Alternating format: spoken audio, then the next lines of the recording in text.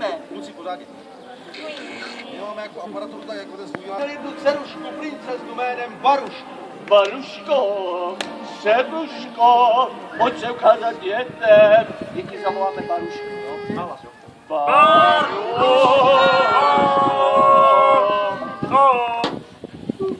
Tak tahle dcera spanila, ta tuze hodná nebyla. No totiž ta Baruška byla trošku ustekaná, uzlobená holka. Kolikrát to s ní nebylo vůbec vydržení. Nejsem steklá! Vzala. Hopla! Zavržené. Jo.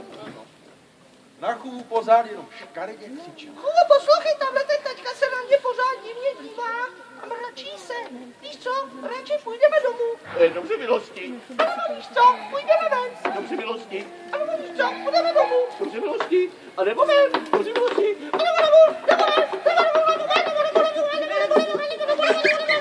nebo ven, Hned se jí domů hned zven a zlobila by celý den. Jednou schválně schovala svůj míč, pak z toho všichni byli celý pryč.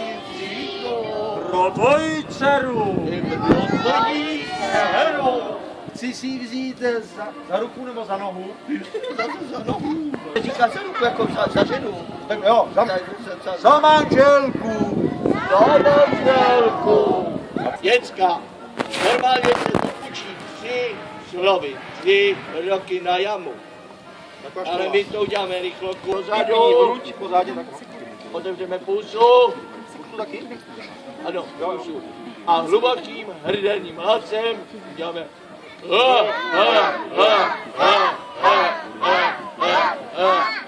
a protože tamhle ten tačka se na to vykašlal, tak si udělal solo.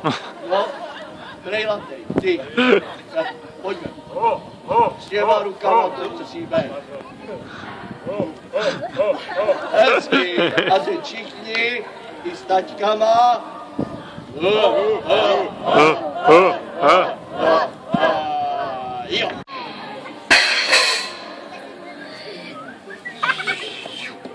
Ten drak. Co?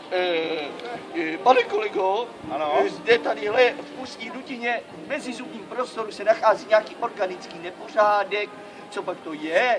No, cože jde drak? Cože jde drak? Cože jde princezny? A tady zrovna kousíček je, asi ručička nebo nožička. Já to vyšprtnu, kam to mám vyšprtnout. Pozor, družino, pozor. Les na opačné straně, doleva. Jo, na druhou stranu. Pozor, družino, připustíme. Jsi spadla z koně nebo co?